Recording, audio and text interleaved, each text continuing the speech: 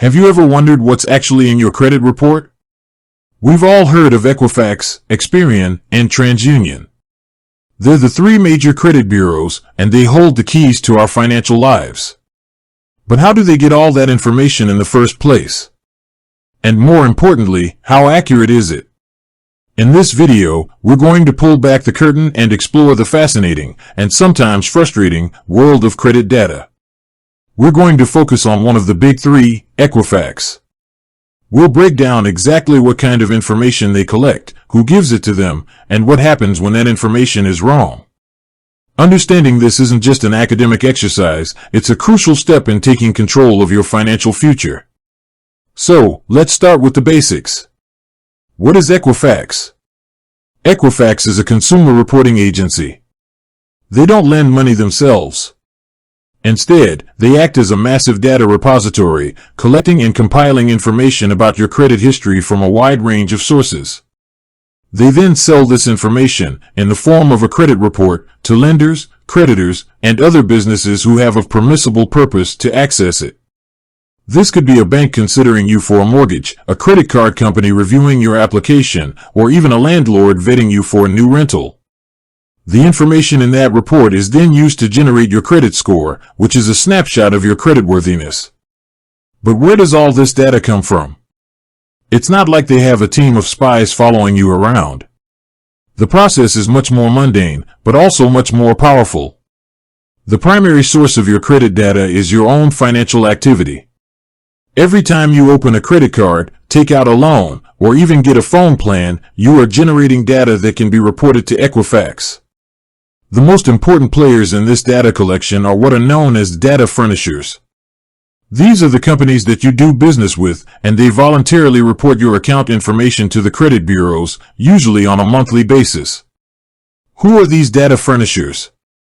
They include banks and credit unions. These institutions report on your checking and savings accounts, but more importantly, they provide information on your mortgages, personal loans, and lines of credit.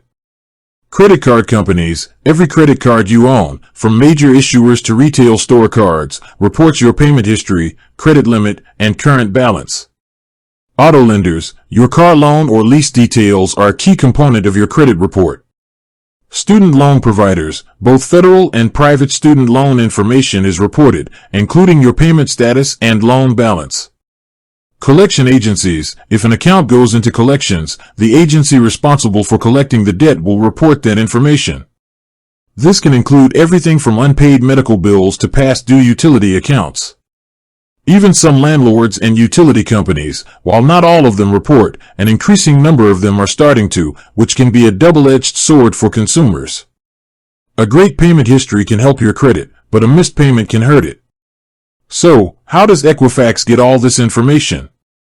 These data furnishers send large files, often on a monthly basis, that contain millions of consumer records.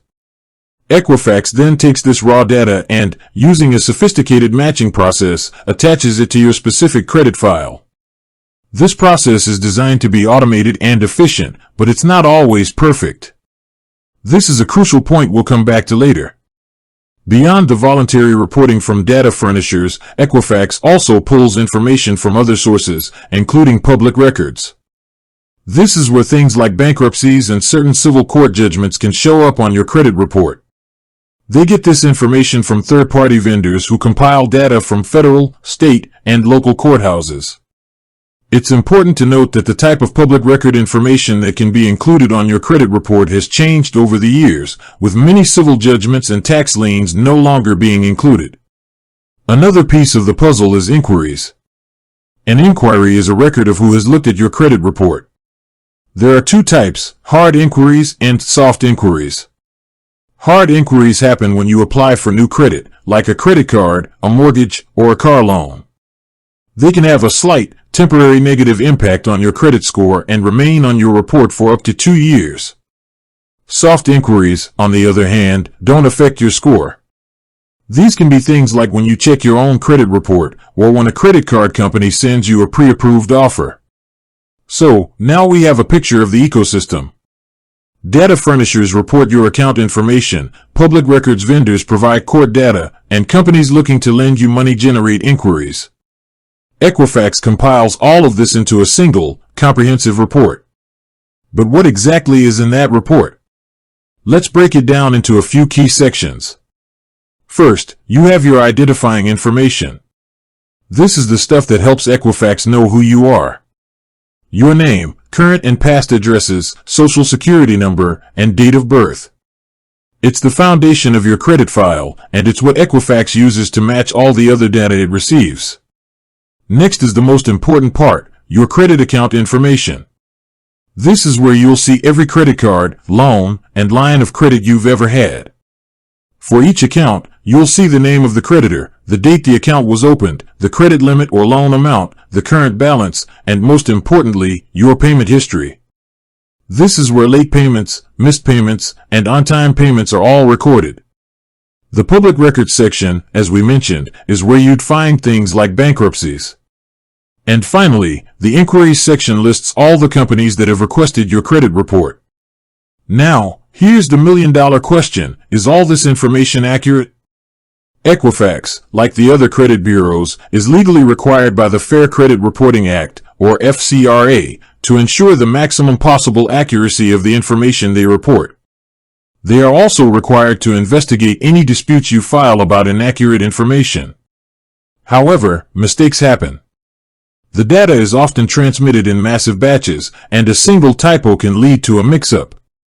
It's not uncommon for a credit report to contain an account that doesn't belong to you, or a late payment that was actually made on time. This is why it's so important to regularly check your credit report. You're entitled to a free copy of your credit report from each of the 3 major bureaus once every 12 months, and through the official website, annualcreditreport.com, you can get it for free every week. Checking your report is the only way to catch these errors before they negatively impact your financial standing. When you do find an error, you have the right to dispute it. You can file a dispute directly with Equifax, which is often the most direct way to get a resolution.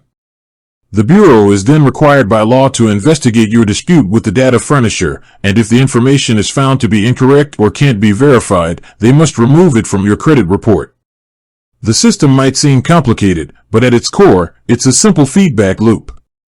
You take on credit, your creditors report your behavior, Equifax compiles that information, and then lenders use that compiled report to make decisions about you. With that said, thanks for watching, and until next time.